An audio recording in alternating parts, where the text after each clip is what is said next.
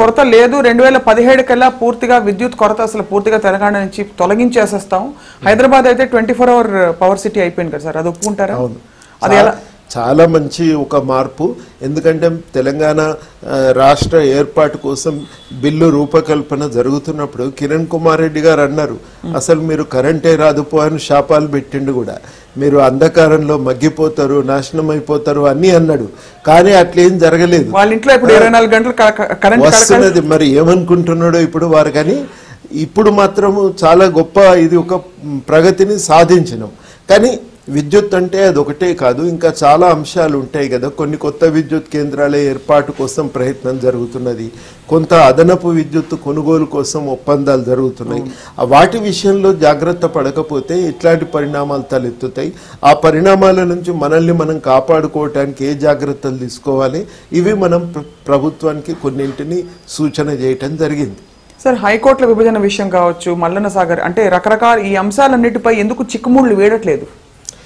High court విషయంలోనైతే నాకు చాలా అవగాహనతో చెప్తున్నా, చాలామందితో మాట్లాడి నేను కోట్ చేయలేను కూడా, ఎందుకంటే వాళ్ళు ఎవరు బహిరంగంగా చెప్పరు. ఖచ్చితంగా హైదరాబాద్ చుట్టూ ఆస్తులు కలిగినటువంటి కొంతమంది ఆంధ్ర పెత్తందారులు తమ ఆస్తుల రక్షణ కోసం విభజనను అడ్డుకుంటున్నారు. ఎందుకంటే హైకోర్టు ద్వారా తాము ఈ ప్రభుత్వంపై కొంత ఒత్తిడి తేవచ్చు, తమ ప్రయోజనాలను కాపాడుకోవటానికి కొంత హైకోర్టును సాధనంగా వాడుకోవచ్చు అనేటువంటి ఒక తప్పుడు దృక్పథం ఉంది వాళ్ళకి. ఎవరెవరు సార్ ఆంధ్ర పెత్తందారులు అంటే? ఉన్నారు. హైదరాబాద్ చుట్టుపక్కల 100 ఎకరాల భూములు ఉన్న వాళ్ళు లేరా? మీకేం లేదు కానీ చాలా మందికి లేదు. కానీ హైదరాబాద్లో ఎంతమందికి ఆస్తులు లేవు హైదరాబాద్ చుట్టూ? అటువంటి వాళ్ళందరికీ హైదరాబాద్లో ఆస్తులను కాపాడుకోవటం ఒక లక్ష్యంగా ఉంటుంది కదా. 100 ఎకరాలంటే 200-300 కోట్లు. మరి 300 కోట్లు అంటే అది ఏమన్నా మామూలు ముచ్చట? అక్కడ ఏమన్నా ఇబ్బందులు వస్తాయేమో, డాక్యుమెంట్లలో ఏమన్నా చిన్న లొసుగులు ఉంటే సమస్యలు వస్తాయేమో అనే కారణంతో విభజిస్తే మళ్ళీ తేలిపోతుంది ఇటు అటు అనేసి అదో భయం. మళ్ళీ ఇది ఎవరైనా కేసు ఇస్తే మాకేమన్నా ఇబ్బంది వస్తుందేమో, గవర్నమెంట్ ఏదన్నా నిర్ణయం తీసుకున్నా మాకు సమస్యలు వస్తాయేమో, అదొకటే కారణం అంటారా? అది ప్రధానమైనటువంటి. స్టేట్ గవర్నమెంట్ ఏం చేస్తుంది ఇక్కడ? ఇట్లా ఈ స్టేట్ గవర్నమెంట్ ఈ నేపథ్యంలో ఢిల్లీలో ఎప్పటికప్పుడు ఒత్తిడి పెట్టడం కూడా చాలా అవసరం. వాళ్ళు పార్లమెంట్లో లేవనెత్తుతున్నారు, కానీ అదొకటే చాలదు.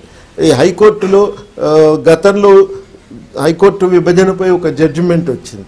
ఆ జడ్జిమెంట్లో ఏం చెప్పిందంటే, ఆంధ్రప్రదేశ్ రాజధాని అయ్యేదాకా, శాశ్వత నిర్మాణాలు వచ్చేదాకా మీరు ఎట్టి పరిస్థితుల్లో కూడా ఈ హైదరాబాదు ఈ హైకోర్టును విభజించడానికి వీలు లేదని. దానివల్ల ఏమవుతుందంటే హైకోర్టు విభజన చాలా కాలం వాయిదా పడే ప్రమాదం ఉంది. హైకోర్టు విభజన నిర్ణయాధికారం కూడా తప్పుడు వ్యక్తుల చేతుల్లోకి వెళ్ళిపోతున్నది. అంటే చట్ట ప్రకారం అది ప్రెసిడెంట్ చేతిలో, ప్రైమ్ మినిస్టర్ చేతిలో ఉండాలి, కానీ ఆంధ్రప్రదేశ్ ముఖ్యమంత్రి చేతుల్లోకి చేరిపోతున్నది. దీన్ని సరి చేసుకోవాల్సిన అవసరం ఉంది. ఈ కేసు పునఃసమీక్ష కోసం హైకోర్టులో వెంటనే ఒత్తిడి వేసి దాన్ని ముందుకు నడిపించి ఉంటే అది కూడా ఒక పరిష్కారాన్ని సూచించేది. ఇట్లాంటి కొన్ని విషయాల్లో రాష్ట్ర ప్రభుత్వం కొంత స్పీడ్గా వ్యవహరించలేదు. అలసత్వం అని అనను, కానీ ఎంత స్పీడ్గా కదలాలో అంత స్పీడ్గా కదలలేదు.